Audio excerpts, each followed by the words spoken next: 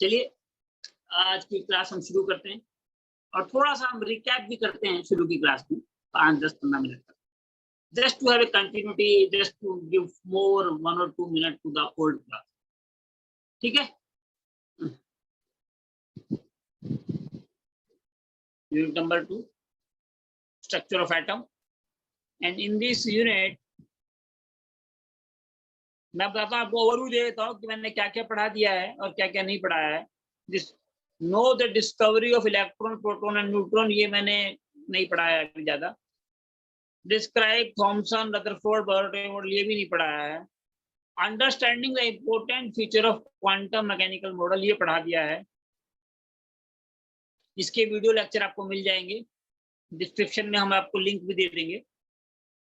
ठीक है? Understanding the electromagnetic radiation, ये इसको भी हमने कुछ पढ़ा दिया है। और ये है एक्सप्लेन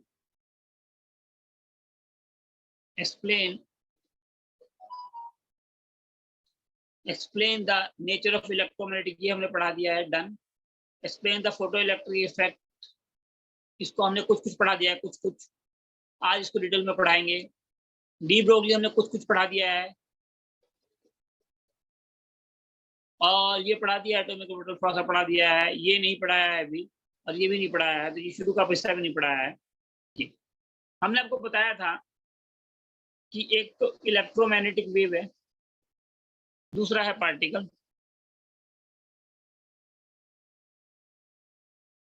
ये पार्टिकल जो है ये मैक्रोस्कोपिक है,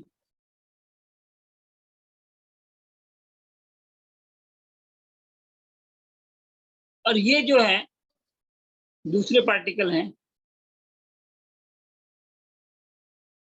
जिनको बोलते हैं माइक्रोस्कोपिक पार्टिकल।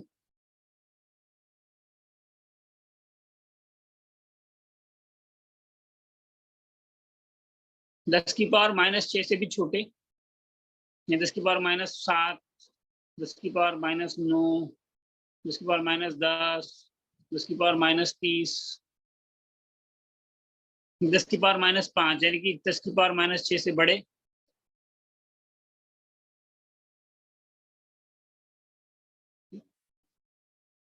तो अब जो ये पार्टिकल हैं, ये आपके सिलेबस में नहीं है। जिस चीज को आप छू सकते हो, देख सकते हो, उसे बोलते हैं माइक्रोस्कोपिक। माइक्रो मतलब बड़ा, माइक्रोस्कोपिक पार्टिकल। ठीक है? तो माइक्रोस्कोपिक पार्टिकल भी फिजिक्स के हिस्से की है। तो मैं थोड़ा सा आपको ये पढ़ाऊंगा और ये पढ़ाऊंगा। मैं आपको वो पढ़ा रहा हूँ, पार्टिकल पढ़ा रहा हूँ। कौन से पार्टिकल? जो माइक्रोस्कोपिक हैं। जो कौन से हैं? माइक्रो मतलब छोटे, 10 की पावर -6 से छोटे। ठीक है? तो अब आपको देखिए, एक तो इलेक्ट्रोमैग्नेटिक वेव है, एक पार्टिकल वेव, मतलब वो पार्टिकल भी है और वेव भी है। और ये तो मैक्रो है, मैक्रो में पढ़ाऊंगा नहीं आपको। ये माइक्रोस्कोपिक पार्टिकल है, इसको बोलते हैं पार्टिकल वेव। और एक वर्ड इसके लिए और है, वो है मैटर वेव। इसमें था formula lambda is equal to c/μ। Lambda is a wavelength. मैं पार्टिकल वेव बोलूं, मैं आपको माइक्रोस्कोपिक पार्टिकल बोलूं, तो इसके लिए देखो, जब मैं आपको बोलता हूं पार्टिकल वेव,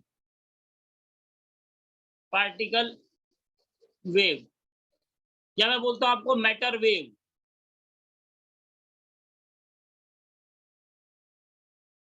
या मैं बोलता हूं आपको माइक्रोस्कोपिक पार्टिकल,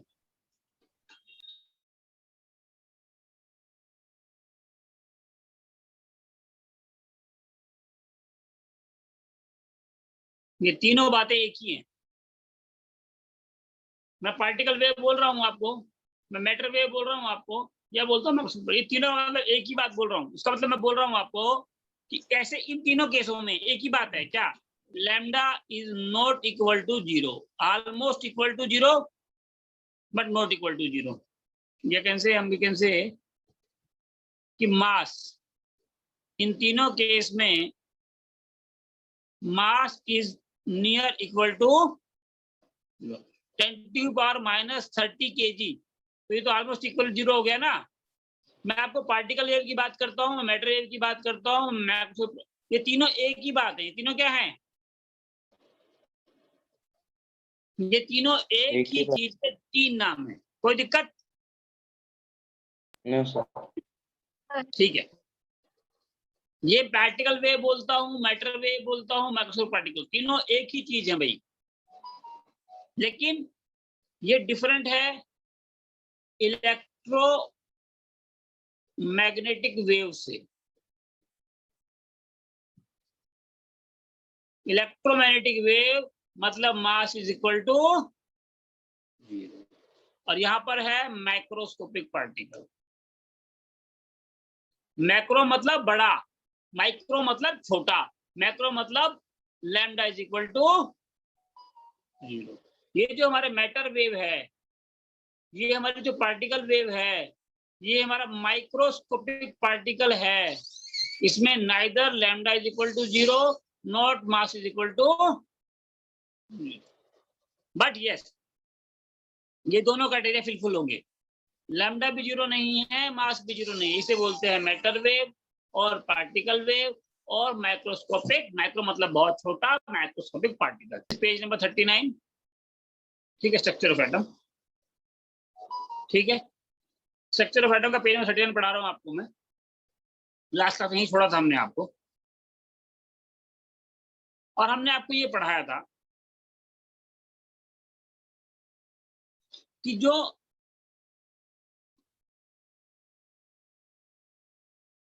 मैटर वेव है उसमें मास क्या है? Almost equal to 0 but not 0। अब हम आपको पढ़ा रहे हैं इलेक्ट्रोमैग्नेटिक वेव। इलेक्ट्रोमैग्नेटिक वेव क्या कहता है? वेव के दो कैरेक्टर हैं, एक है वेव कैरेक्टर, एक है पार्टिकल।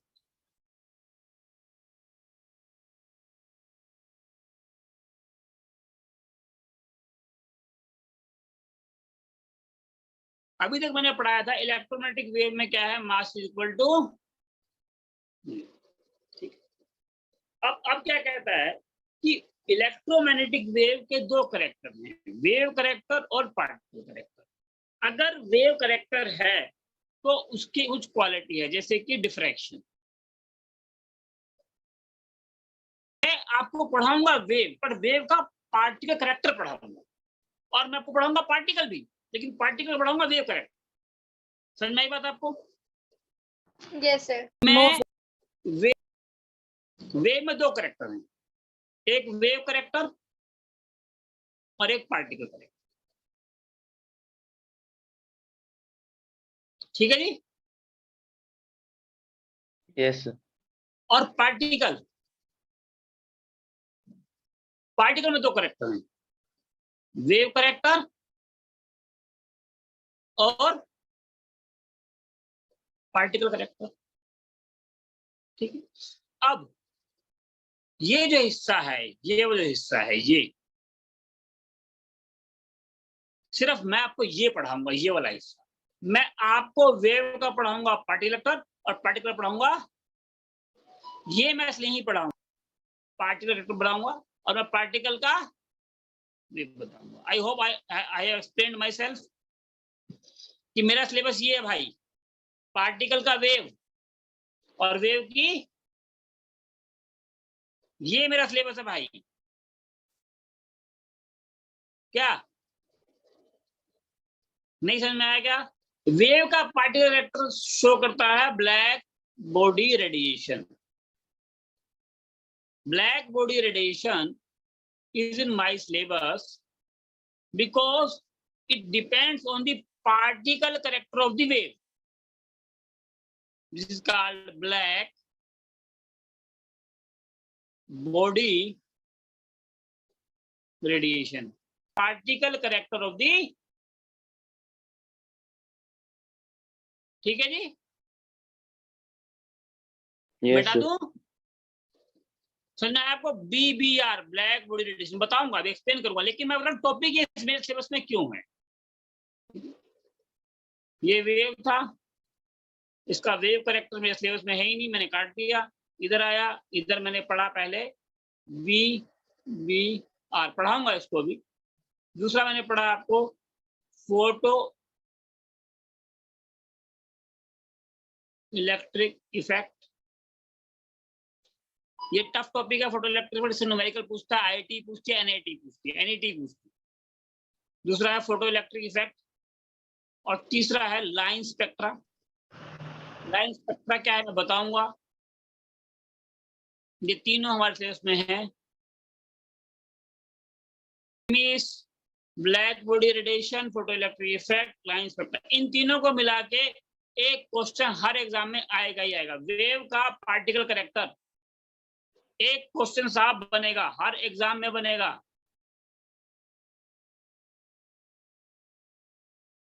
इतना इंपॉर्टेंट टॉपिक है ये, वेव का पार्टिकल कैरेक्टर। ठीक है, अब हम पढ़ते हैं black body radiation. Black body कैसी होती है? ब्लैक बॉडी कुछ ऐसी होती है,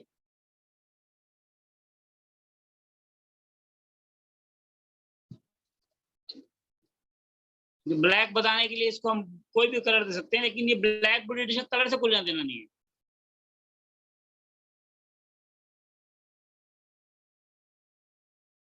जिसमें इठा हुआ हिस्सा होता है,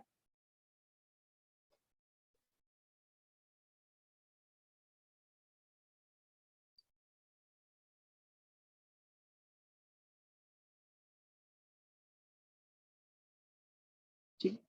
अब आपकी लाइट आएगी, मान लो कोई भी लाइट आएगी, यहां से लाइट आएगी, टकराएगी, ऐसे टकराएगी, ऐसे टकराएगी, ऐसे टकराएगी, ऐसे टकराएगी, ऐसे टकराएगी, ऐसे टकराएगी, तो लाइट आएगी, ऐसे टकराएगी, ऐसे टकराएगी, ऐसे टकराएगी, वो टकराती रहेगी और इससे वापस जाएगी तो सही,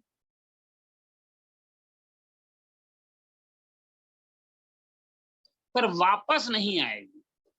और ये जो वापस लाइट नहीं आएगी, ये लाइट वापस नहीं आएगी, तो कोई लाइट एमिट नहीं करेगा, ये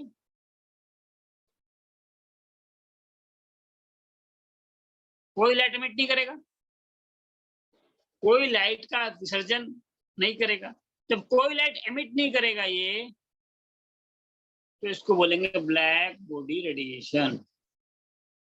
ब्लैक बॉडी रेडिएशन का मतलब ये हुआ साहब कि लाइट डालोगे तो सही, निकलेगी नहीं बाहर। एग्रीड?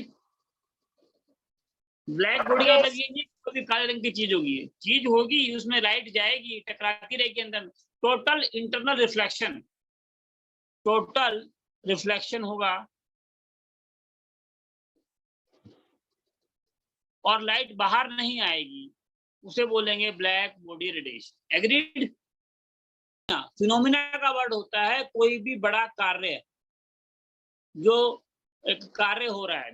दीज फिनोमिना, ये चार फिनोमिना मैंने बताया आपको, black body radiation, photo electric effect, और एक थर्मल वाला था, थर्मल हीट, और चौथा लाइन स्पेक्ट्रा। इन फिनोमिना से क्या हुआ? दीज फिनोमिना, ये जो ऊपर चार फिनोमिना बताए हैं आपको, 1, 2, 3 और 4, तो सब है ये बीबीआर वाला, बीबीआर और फोटो इलेक्ट्रिक इफेक्ट, और एक और बताया, और ये 4 हो गए। दीज फिनोमिना, ये जो 4 कार्य होते हैं, इंडिकेट दर्शाते हैं, indicate that the system can take energy only in discrete amount, only in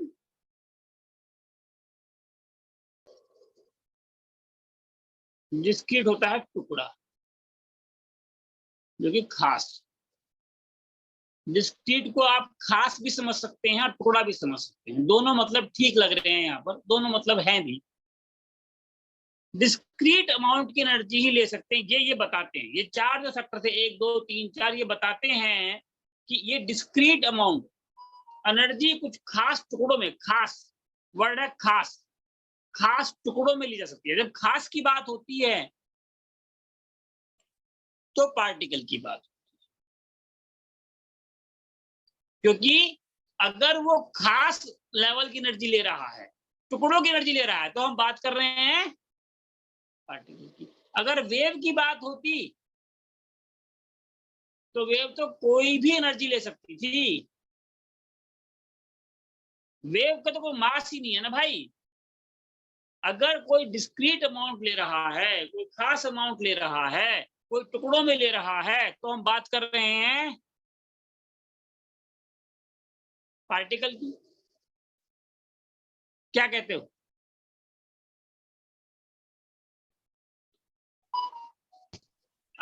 अगर कोई टुकड़ों में ले रहा है तो ये बताता है कि हम बात पार्टिकल की कर रहे हैं। जब खास की बात करें तो पार्टिकल की बात करें, क्योंकि वेव तो किसी भी एनर्जी को ले सकती है। अब क्या कहता है कि all possible energies cannot be taken up in relation। क्या कहता है कि सभी कुछ खास काम कर सकती है,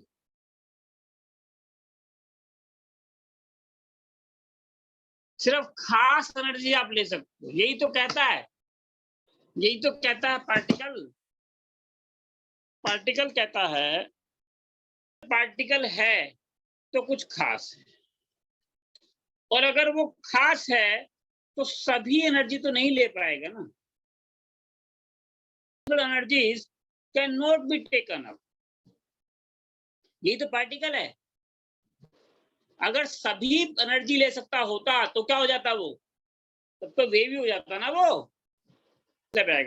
इट इज नोट वर्दी, इसको नोट कर लेना चाहिए कि फर्स्ट कंक्रीट, कंक्रीट मतलब होता है पक्का।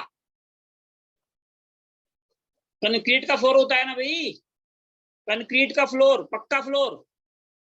First concrete explanation for the phenomena of black body radiation mentioned above was given by Max Planck 1900 में, आज से 110 साल पहले मैक्स प्लैंक ने, साइंटिस्ट का नाम याद करेंगे, कंक्रीट तो पक्का। Let us first try to understand phenomena. पहले समझते हैं ब्लैक बॉडी रेडिएशन होता क्या है, और फिर पढ़ेंगे उसकी एक्सप्लेनेशन। ब्लैक बॉडी रेडिएशन होता क्या है, ठीक है? तो क्या कहता है, हॉट ऑब्जेक्ट्स, जो भी गर्म ऑब्जेक्ट हैं, एमिट इलेक्ट्रोमैग्नेटिक रेडिएशन। अगर आपने हीटर चालू किया, हीटर में रोशनी नहीं आई, लेकिन फिर भी हीटर के पास हाथ लेके जाओगे तो कुछ गरम गरम महसूस होगा ना। तो वो गरम क्या है? वो इलेक्ट्रोमैग्नेटिक रेडिएशन। भाई हीटर शुरू में चालू किया, शुरू में तो रेड नहीं होता, और रेड होने से ठीक पहले भी वो, अगर तुम उसके आसपास हाथ लेके जाओगे तुम्हें गरम गरम महसूस होगा वो हीटर के पास।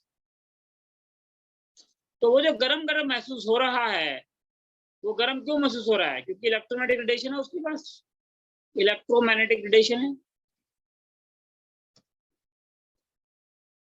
Eight high temperature and appreciable, appreciable मतलब काफी मात्रा में, एप्रिशिएबल मतलब जैसे मान लो आपको पढ़ा रहा हूं, तो आपको मान लो 60-70% समझ में आ रहा है, तो उसे बोलेंगे एप्रिशिएबल। एप्रिशिएबल मतलब कि काफी मात्रा में, एप्रिशिएबल मतलब काफी मात्रा में। कहता है at high wavelength temperature an appreciable proportion, proportion मतलब हिस्सा, हिस्सा। काफी सारा हिस्सा रेडिएशन का किसमें आएगा? विजिबल स्पेक्ट्रम में आएगा। विजिबल स्पेक्ट्रम आपको मैंने सिखाया था, आपको ये इसका याद करना है भाई, ठीक है?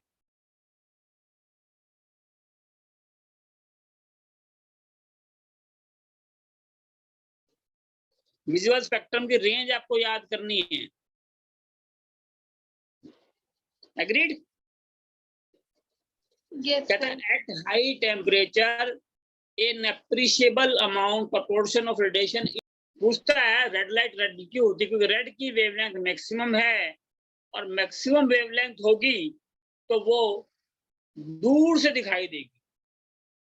लाल कलर दूर से दिखाई देगा बजाय नीले कलर के, क्योंकि वायलेट कलर की वेवलेंथ कम है। अल्ट्रा वायलेट यानी वायलेट से भी कम, ultra violet, ultra violet rays मतलब क्या हुआ? वायलेट से भी उसकी वेवलेंथ कम है, उसकी wavelength, the wavelength is less than violet is called ultra violet. और यहाँ इसके बाद क्या होता है, IR, इंफ्रारेड, यानी रेड से भी ज्यादा। ये क्या कहता है, वायलेट से भी कम। दोबारा दिखा देता हूं।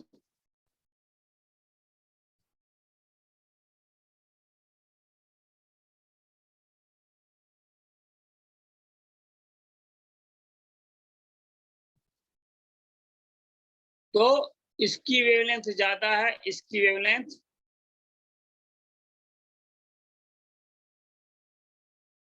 ठीक है भाई।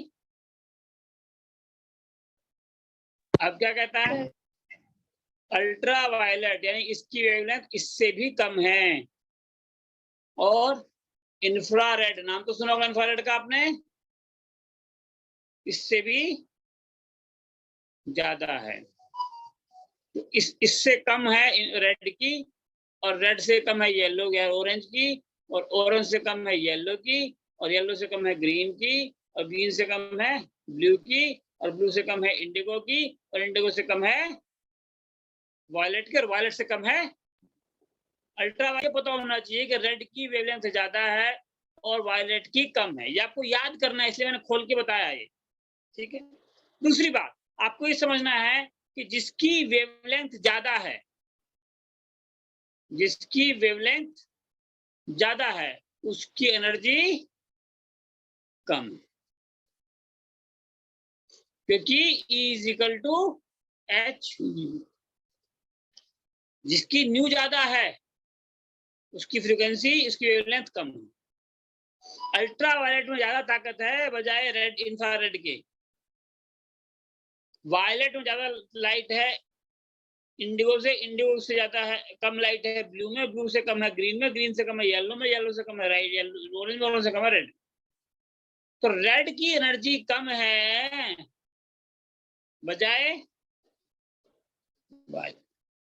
वेवलेंथ ज्यादा होगी तो एनर्जी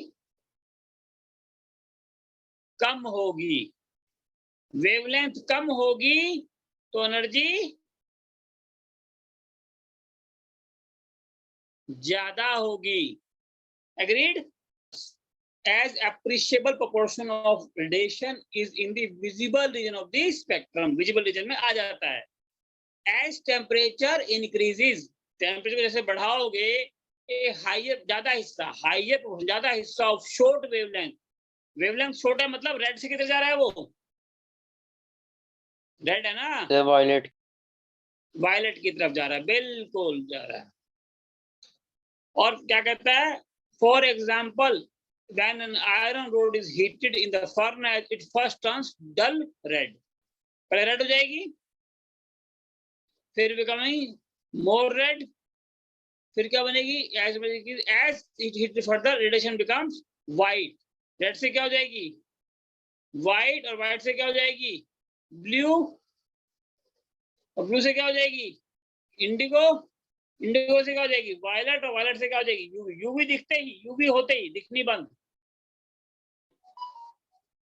भाई आपको तो यूवी दिखाई नहीं देगा ना, यस सर, रेड के बाद दिखना बंद। आपकी आंखों को तो ये दिखेगा नहीं ना भाई, आपकी आंखों को तो ये कभी दिखाई नहीं देगा ना। आपको तो वायलेट से लेकर रेड तक ही देखना है ना, क्लियर है ना बात ये, कि जैसे जैसे टेम्परेचर बढ़ेगा वैसे वैसे लैम्डा बढ़ेगा और वैसे वैसे फ्रीक्वेंसी घटेगी। दोबारा समझेंगे कि जैसे जैसे टेम्परेचर बढ़ेगा वैसे वैसे एनर्जी बढ़ेगी। कोई भी टेम्परेचर बढ़ेगा, जब तुम टेम्परेचर बढ़ाओगे एनर्जी बढ़ाओगे तो एच म्यू बढ़ेगा। म्यू क्या है, फ्रीक्वेंसी है। जब फ्रीक्वेंसी बढ़ेगी तो लाइट रेड से खिसकेगी येलो ऑरेंज की तरफ, ऑरेंज से येलो की तरफ, येलो से विबग्योर है ना, ये तो खिसकते खिसकते खिसकते खिसकते खिसकते खिसकते बाहर आ जाएगी, यूवी पे आ जाएगी। ठीक है, टेम्परेचर बढ़ाओगे एनर्जी बढ़ेगी, एनर्जी बढ़ोगे फ्रीक्वेंसी बढ़ेगी, फ्रीक्वेंसी बढ़ेगी वापस खिसकेगा कोई दिक्कत? No sir. सर एक बार फिर से बताना। देखो, टेम्परेचर बढ़ाओगे तो एनर्जी बढ़ेगी, एनर्जी बढ़ेगी तो फ्रीक्वेंसी बढ़ेगी, फ्रीक्वेंसी बढ़ेगी तो वेवलेंथ घटेगी, वेवलेंथ घटेगी तो वो घटते घटते घटते वेवलेंथ को पार कर जाएगी। Yes sir. बिल्कुल, गुड।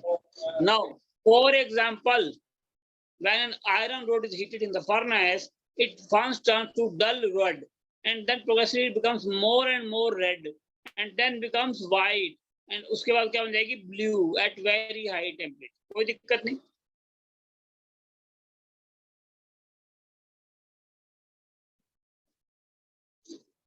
इसका मतलब क्या है?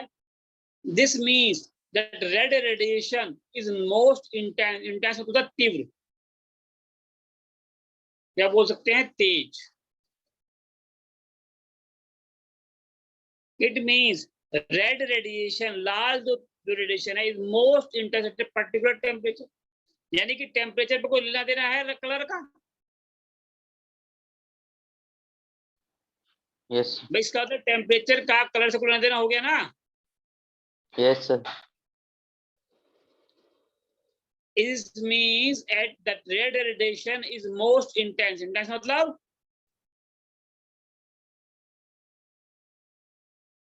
का कुछ ना कुछ लेना देना हो गया कलर से।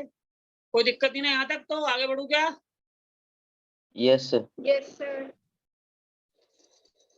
But blue radiation is more intense at another temperature। T2 पे मान लो रेड आती है और T1 पे मान लो ब्लू आती है।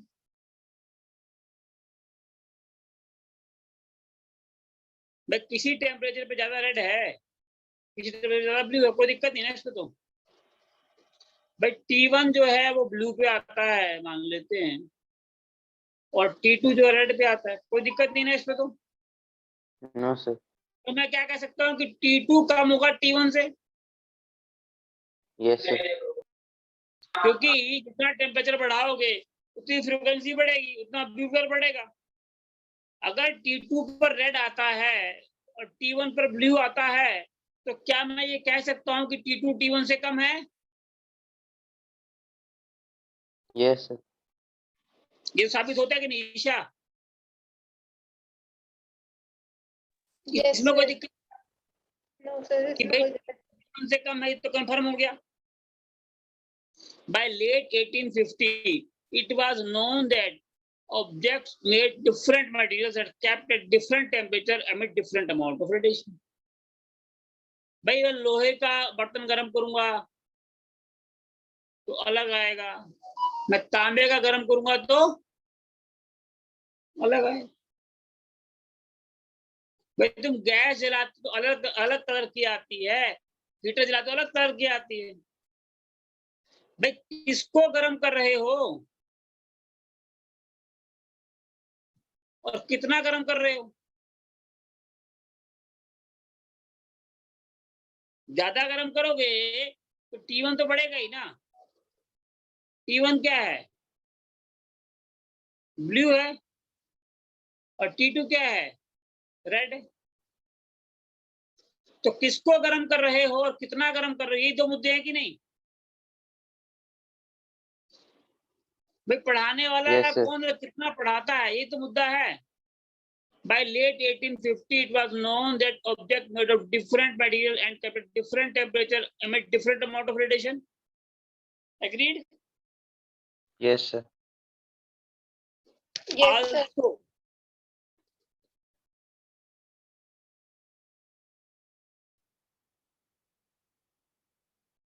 this means intensity of radiation different wavelength emitted by hot object depend on its temperature। जो लैम्डा है डिपेंड करता है टेम्परेचर पे, डिपेंडेंट है टेम्परेचर पे, और उल्टा डिपेंडेंट है टेम्परेचर पे। टेम्परेचर बढ़ाओगे तो लैम्डा घटेगा। ये क्या है? इनवर्सली प्रोपोर्शनल है। Yes, sir. उल्टा है ना भाई, मैं लैम्डा बढ़ाऊंगा तो टेम्परेचर घटाऊंगा।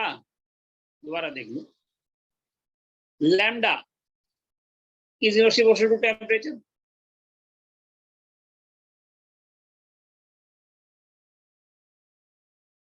कहता है कि lambda is equal to temperature.